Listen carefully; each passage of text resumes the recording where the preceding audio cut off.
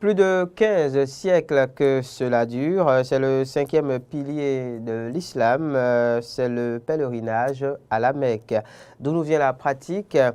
Que représente-t-elle et quels sont les avantages y rattachés? Autant de questions auxquelles auront à répondre nos invités de ce jour pour ce qui est du mini débat, sinon de la mini discussion de ce matin sur Matin d'Éden, qui porte justement comme thème le Hajj dans l'islam, symbolisme et bénéfice. Mes invités du jour sont deux imams, Imam Yacoubou, Madame Idi Mustafa, prédicateur et conseiller spirituel. Bonjour Imam. Bonjour monsieur le journaliste. Bienvenue.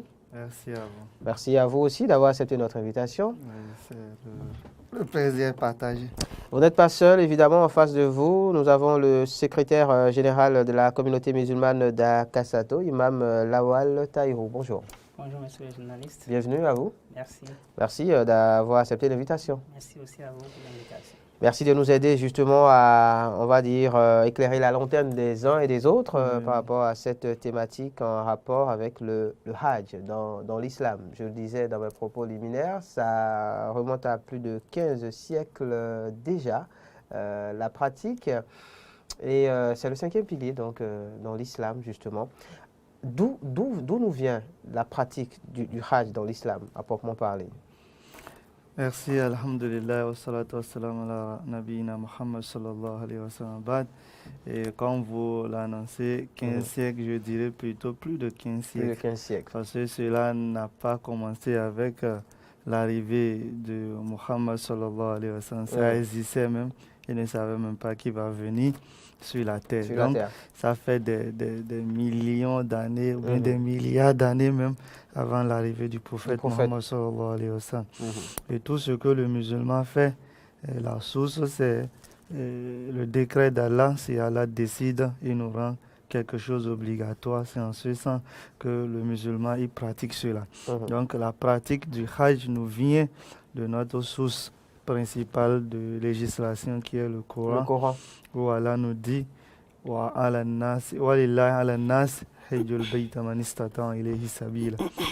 il dit c'est un devoir envers Allah pour les gens qui ont des moyens d'accomplir le pèlerinage à la maison sacrée. Donc c'est de là nous vient cette obligation du pèlerinage en tant que musulman. Ce n'est pas quelqu'un qui s'est levé un jour pour dire bon, je décide à partir d'aujourd'hui, vous irez faire le pèlerinage à la Mecque. Non, ça n'a pas été le cas. Donc cela est venu du rôle de cette cieux, de la part du Créateur de l'univers, qui nous rend obligatoire la pratique du Hajj. D'accord. Imam Lawal, quelque chose à ajouter? Merci beaucoup. Bismillah, walhamdulillah, wassalatu wassalamu ala rasulillah. Nous remercions Dieu le Tout-Puissant. Nous implorons sa paix sur le maître des messagers, le prophète Mohammed sallallahu alayhi wa sallam. Nous vous remercions également pour nous avoir conviés à ce thème. Le pèlerinage à la Mecque, c'est d'abord une détermination d'aller rendre visite à la maison sacrée de Dieu pour accomplir certains actes propres et pendant des moments bien précis.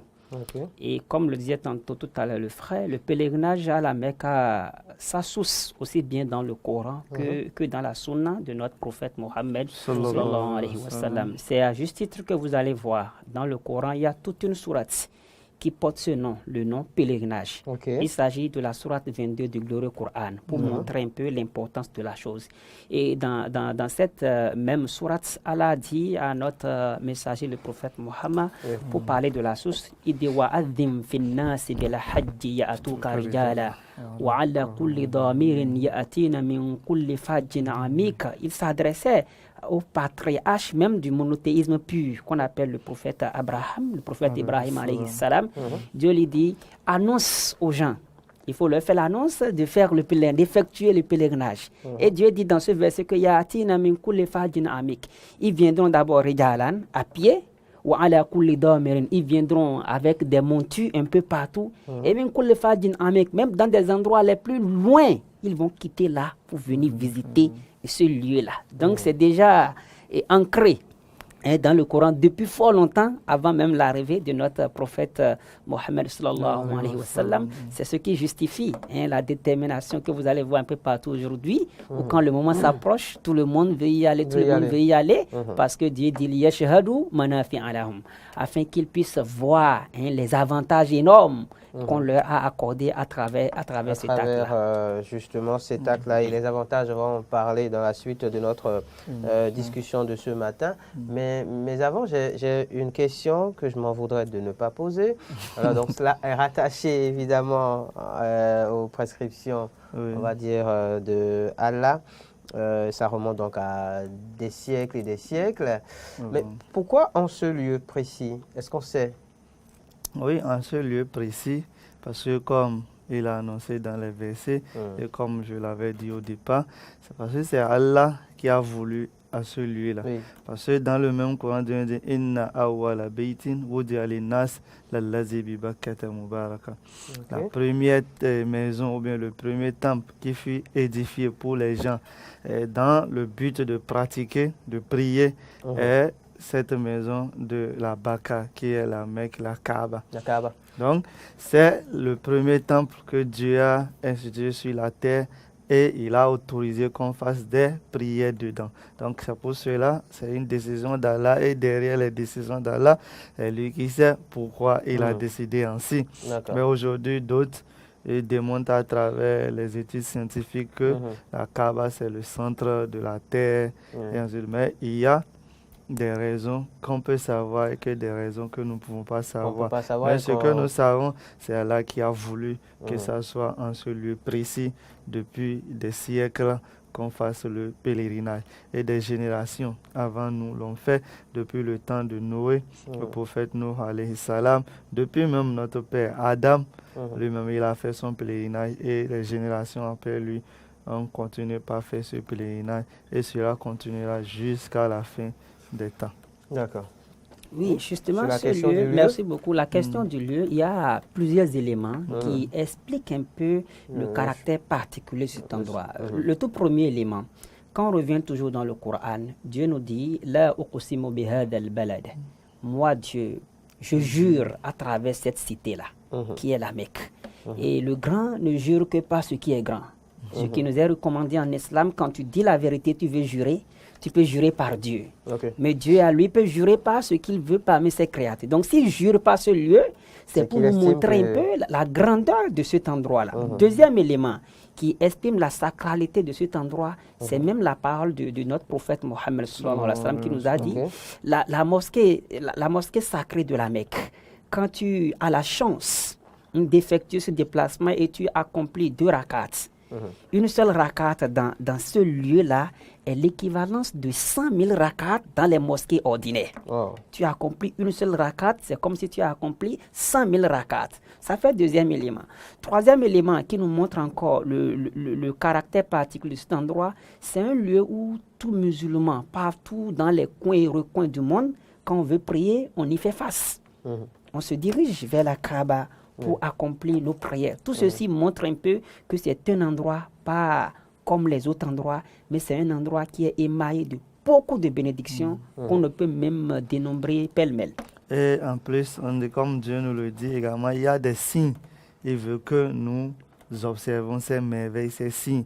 Et il nous dit parmi ces signes, Maqam Ibrahim, l'endroit où le prophète Ibrahim alayhi salam se tenait debout pour construire la Kaaba et son fils Ismaël qui lui donnait des pierres. Et il nous dit Waman dakhalahu kana amina, que celui qui pénètre dans l'enceinte de cette mosquée, il est en sécurité. Et dans d'autres sourates, il dit ne voyez-vous pas que autour de cette maison, autour de cette cité, il y a des gens qui ne sont pas en sécurité, mais vous qui êtes dedans, vous êtes en sécurité. Et c'est pour cela qu'il disait aux gens qui habitaient là, les Quraysh, il a dit adorez le Seigneur de cette maison qui vous a épargné la peur et vous a sauvé de la faim. Donc la Mecque, l'enceinte de la Mecque, ça a beaucoup de signes, beaucoup de mérites, et c'est pour cela cet endroit Allah subhanahu wa ta'ala a voulu que ça soit là-bas, afin que chacun, au moins une fois dans sa vie, puisse profiter, puisse observer et méditer les signes qui sont dedans. D'accord. Il est dit justement que c'est le 5e pilier de l'islam. Ouais.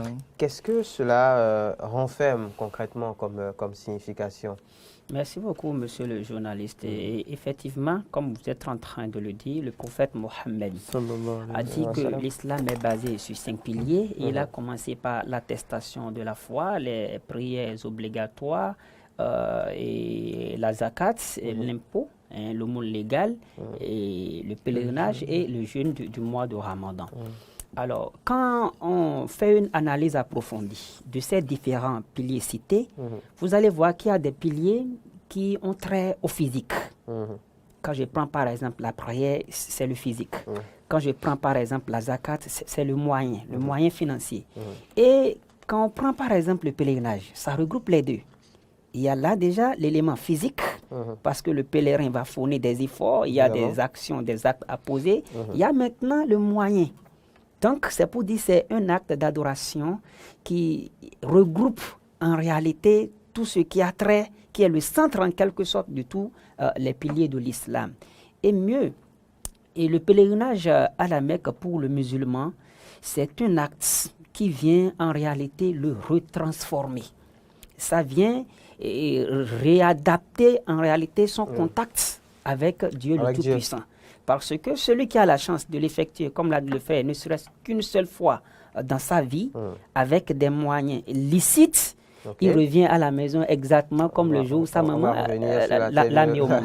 On va revenir justement sur cette précision, moyen licite, mais poursuivons d'abord. Donc, donc voilà un peu le tout premier élément. L'autre élément pour lequel le pèlerinage est pour tout musulman quelque chose qu'on cherche tout absolument à faire au moins une fois dans sa vie, c'est l'enseignement de notre prophète Mohammed sallallahu alayhi wa sallam, qui nous a dit que le bon pèlerinage n'a autre salaire que le paradis. Et on sait tous que notre séjour sur terre, eh bien, c'est un séjour éphémère, et tout le monde cherche coûte que coûte quand il va quitter ce bas monde, que son séjour soit ce paradis-là. Donc si tu as la chance de l'accomplir dans les règles de l'art, Dieu va te garantir eh bien, cet endroit de bonheur pour l'éternité. D'accord. Sur la question donc du sens justement que renferme ce 5e pilier de l'islam. Ce 5e pilier renferme beaucoup de sens. Premièrement, prenons 2 personnes, c'est-à-dire une personne qui a l'habitude de voyager et l'autre qui n'a jamais voyagé. Est-ce qu'ils vont raisonner de la même manière? Est-ce qu'ils vont comprendre la vie de la même manière? Et dans plusieurs endroits du Coran, Dieu nous dit « Fasiru fil ard ». Parcourez la terre et vous allez voir les merveilles de Dieu. Parce que celui qui sort, il a la possibilité maintenant de voir ce qu'il ne voyait pas. Il a la possibilité d'apprendre ce qu'il n'a jamais appris. Et cela augmente la foi et sa reconnaissance vis-à-vis d'Allah. Donc le Hajj d'abord, c'est un voyage. Et pas un voyage comme les autres, un voyage spirituel pour accomplir des rites bien déterminés. Et tout au long du parcours, il y a des choses que vous allez observer, il y a des choses que vous allez apprendre et au même lieu également, vous allez apprendre beaucoup de choses. Par exemple, parmi ce sens-là, il y a l'unité de la race humaine. Parce qu'à la Mecque, on ne choisit pas, on dit c'est les Arabes seuls qui vont aller, non. Toutes catégories confondues, ils sont mélangés là. Les Africains, les Asiatiques, les Européens, les Américains, tout le monde pour dire la même chose. La ilaha illallah Muhammad Rasulullah. Pour porter la même tenue. Pour nous dire que par là que nous venons du même endroit, à savoir Adam et Ève. Donc nous ne sommes pas différents, même si la couleur du peau est différente. Donc Allah subhanahu wa ta'ala nous enseigne l'unité de la race humaine à travers le pèlerinage. Et il nous enseigne également l'humilité. Ça dit là-bas, on ne distingue pas le riche, le pauvre, le président, le ministre. Non. Donc tout le monde est habillé de la même manière. Il n'y a pas de différence. Vous allez prier sur les mêmes tapis. Vous allez faire les mêmes choses sans distinction pour nous dire soyez humbles. Même si vous avez tout, sachez que vous êtes tous des hommes. Et vous devez vous considérer dans l'humanité de chacun. Donc respectez l'humanité de l'autre. Donc l'humilité. Et également maintenant, Dieu veut nous apprendre également, comment on appelle, la direction ou bien la nature même de l'islam. À savoir que l'islam n'est pas quelque chose pour les Arabes, comme bon nombre le pensent aujourd'hui. On confond l'islam aux Arabes. Si c'était pour les Arabes uniquement, c'est eux qui vont faire le pèlerinage.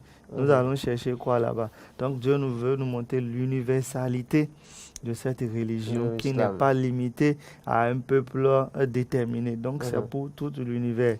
Pour l'univers, et nous devons être humbles, considérer la race humaine. Mais aujourd'hui, ces leçons, nous les avons perdues. On voit que telle race est supérieure à telle race. Et Dieu nous a déjà dit clairement, Inna khalaqnakum min zakari wa unsa. Nous avons créé d'un mâle et d'une femelle, c'est-à-dire Adam et Ève. Nous vous avons fait en des tribus et des nations différentes. Pourquoi? Pour vous reconnaître entre vous, pour qu'on sache ce, c'est ce. Mais inna akramakum indallahi atqakum. Le meilleur parmi vous tous là, c'est celui qui craint Allah le plus. Et c'est ça même le pèlerinage veut nous apprendre. Et également, cela nous rappelle notre retour vers Allah subhanahu wa ta'ala. Parce que nous dit, vous tous, on va vous rassembler le jour du jugement dernier en un seul endroit. Regardez les milliers, les millions de pèlerins chaque année. Si on ne limite même pas, on peut atteindre 1 milliard de pèlerins. Parce que tous ceux qui veulent aller ne trouvent pas, ils n'ont pas la chance d'aller. Par exemple, cette année, on limite l'âge. Donc ça veut dire que ça va limiter le nombre de pèlerins. Sinon, si on ouvre la voie, la Mecque va exploser de monde. Donc pour nous montrer qu'à ce jour-là, nous allons tous revenir vers Allah et nous serons tous au même endroit, dans la même tenue, et on va nous traiter de la même manière. Donc, autant de valeurs donc évidemment promues par le Hajj, à savoir l'humilité, l'unité, évidemment l'universalité de l'islam et bien d'autres encore dont vous avez fait mention dans votre développement, Imam Yacoubou, qui témoigne évidemment de ce que c'est un acte vraiment primordial dans la religion donc musulmane. Est-ce que c'est une obligation pour un musulman d'y aller absolument? Okay. Merci beaucoup, monsieur le journaliste. Il y a des conditions. Et 5 grandes conditions qu'on peut énumérer. Et quand ces conditions sont remplies, ça devient obligatoire pour le musulman de l'effectuer. On va les citer alors. Oui, le tout premier élément, ou bien la toute première condition qui rend obligatoire le pèlerinage à la Mecque, on appelle ça l'islam. C'est d'abord être musulman. Du coup, le non-musulman, le pèlerinage n'est pas obligatoire pour lui. Donc ça, c'est la condition numéro 1. La condition numéro 2 qui rend obligatoire le pèlerinage, c'est al-Bouloug. Avoir l'âge de puberté, un adulte. Du coup, le pèlerinage n'est pas obligatoire pour un enfant. Pour les enfants. Et du vivant du prophète Mohammed, il y a des gens qui effectuent le pèlerinage avec des enfants. Avec les enfants. Oui, quand l'enfant effectue le pèlerinage, il a son salaire. Et même le papa ou bien la maman qui l'a amené à effectuer le pèlerinage, comme c'est lui qui a été le canal par lequel pour ça, il sera aussi récompensé. Mais on parle ici d'obligation. Ce n'est pas obligatoire. C'est pas une obligation pour les enfants. Alors, et la troisième condition qui rend obligatoire le pèlerinage à la Mecque, c'est ce qu'on peut appeler la raison. Puisque c'est l'élément fondamental sur lequel se base la récompense des actes que nous posons en islam. Nous avons cet enseignement prophétique qui nous enseigne que la plume qui note les actions sont soulevées pour 3 catégories de personnes. Ils n'ont pas de péché. Numéro 1, l'enfant qui ne maîtrise rien jusqu'à ce qu'il commence à distinguer le bon du vrai. Et quelqu'un qui dort, qui est en plein sommeil, il ne maîtrise pas, il ne se contrôle pas. Et de la même manière, le fou qui est atteint psychologiquement, il ne dispose pas de sa faculté mentale. Du coup, la raison est l'élément primordial pour bénéficier des récompenses liées à tel ou tel acte. Donc, la troisième condition, c'est la raison.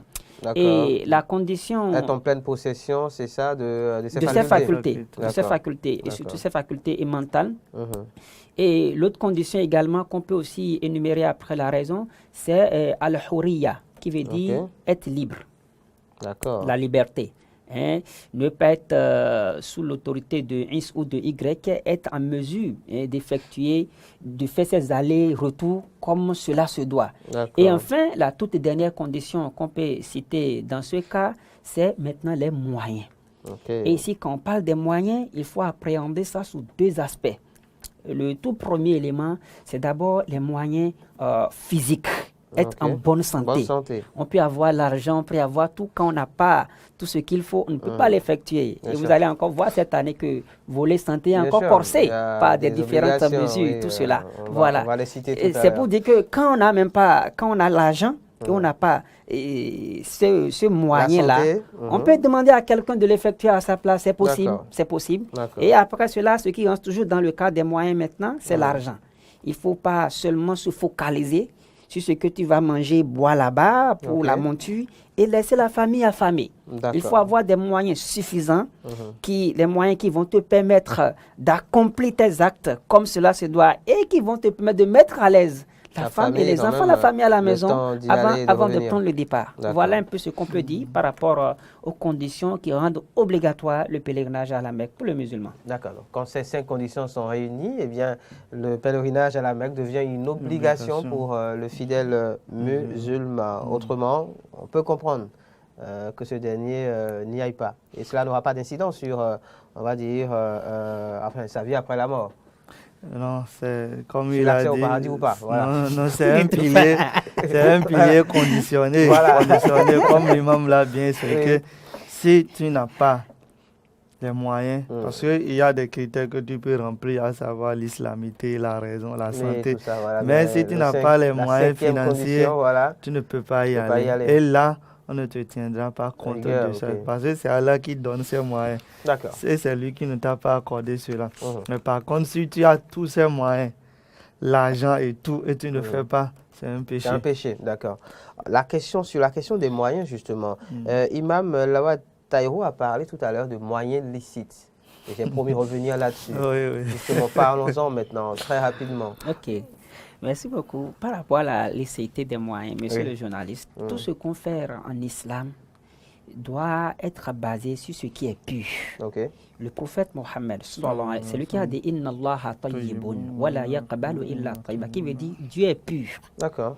Et il n'accepte, il ne valide que ce qui est pur. Du coup, quand je prends quelque chose qui est souillé, et je veux servir Dieu avec, ça n'a pas d'importance. Tout ce qu'on a comme moyen, on va répondre de deux manières différentes.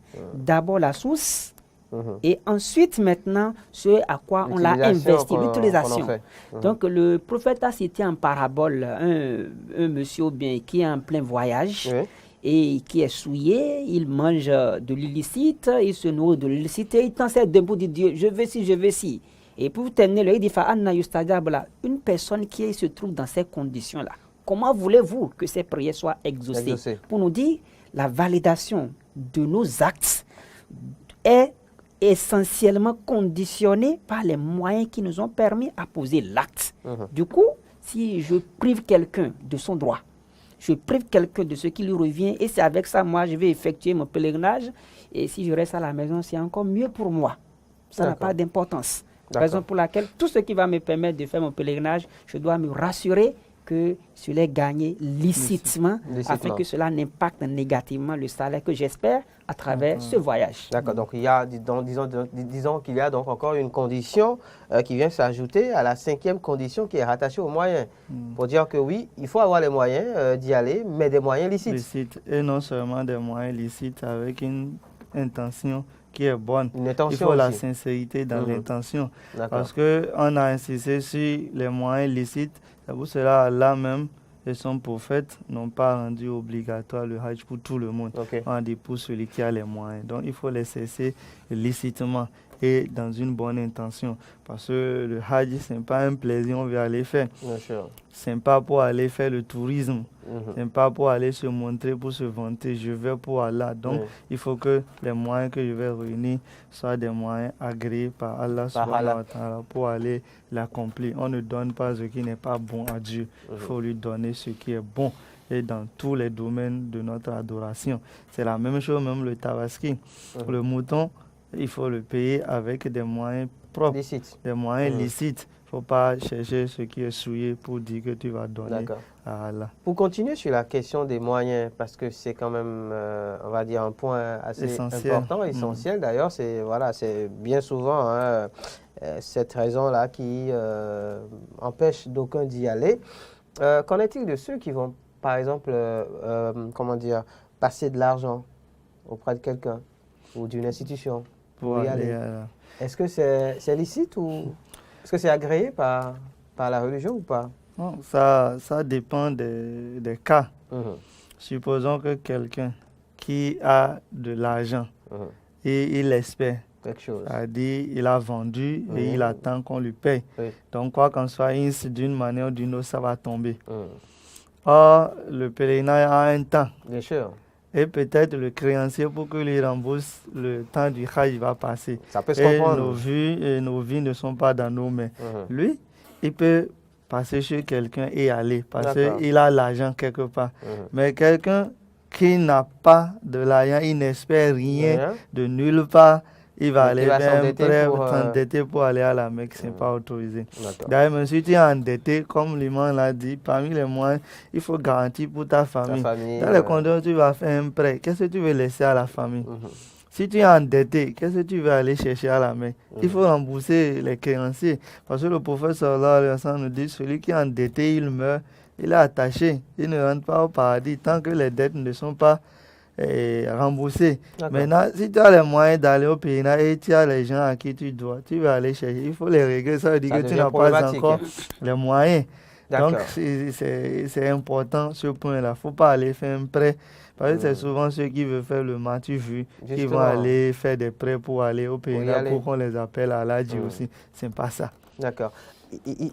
Imam Lawal Tahirou, je continue sur la question des moyens. Il y a beaucoup de questions à poser à la matière. Il y en a par exemple qui ont les moyens et qui peut-être ils sont allés déjà une, deux fois et décident de ne plus y aller et souhaiteraient faire faire le voyage à quelqu'un d'autre.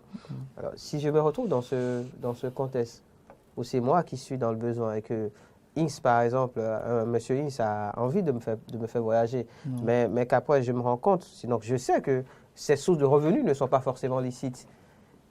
Est-ce que je suis fondé à accepter à y aller? Est-ce que cela est accepté est agréé par Allah? Ok, merci beaucoup, monsieur le journaliste. Alors, par rapport à la question de la certitude ou non, d'un moyen qui va me permettre d'effectuer mon permis d'y aller, le prophète Mohammed a dit « Da'ama yaribuk ila ma la yaribuk ». Le musulman, c'est ça lettre de noblesse. Il dit abandonne systématiquement. D'accord. Dès qu'il y a doute. Ce qui t'inspire de doute. D'accord. Vers ce qui va te mettre à l'aise. Si tu es sûr que ça là c'est une source illicite, il faut abandonner. D'accord. Merci. Mais si tu es sûr que c'est bon, tu peux l'effectuer. On peut y aller. D'accord. Tu peux y aller. Justement, une petite virgule par rapport à ce qui concerne la dette, elle est capitale. Quand on meurt, comme l'a dit même le martyr, on peut lui pardonner tout. Mais on ne pardonne jamais la dette. C'est-à-dire les droits d'autrui, ça ne se pardonne pas. C'est pourquoi avant d'effectuer le pèlerinage, on ne sait pas ce qui nous est réservé. Il est bon d'avoir un testament, de noter tout ce que tu dois et de donner même les recommandations à tes héritiers éventuels pour dire on ne sait jamais. Si quelque chose se passait, je dois telle personne. Ça va te mettre à l'aise auprès de Dieu. C'est bon à savoir. On est censé parler aussi des bénéfices rattachés donc au Hajj. Et on va finir par les conditions. Mais on a 2 minutes pour faire tout ça. Bon, les bénéfices, rapidement, Imam a déjà posé certains. Le plus grand bénéfice du Hajj, c'est le pardon de tous tes péchés. Et si on te pardonne tous tes péchés, qu'est-ce qui te reste? Donc, comme le prophète sallallahu alayhi wa sallam dit, le Hajj accepté n'a d'autre récompense que le paradis. Ça, c'est le plus grand bénéfice. En dehors de ça, il y a des bénéfices matériels, sanitaires et autres qu'on peut tirer du Hajj. Mais le plus grand bénéfice que nous pouvons dire, c'est le paradis. Et rien ne dépasse le paradis. C'est ça, on cherche ici. Oui, est-ce qu'il y aller 2, 3, 4 fois, 5 fois donne plus de chances d'accéder au paradis? Oui, celui qui est allé 2 ou 3 fois, ça dépend aussi de son intention, comme on le dit. Il y en a d'autres qui veulent qu'on dise tous les jours, je suis au pèlerinage. Ce n'est pas ça.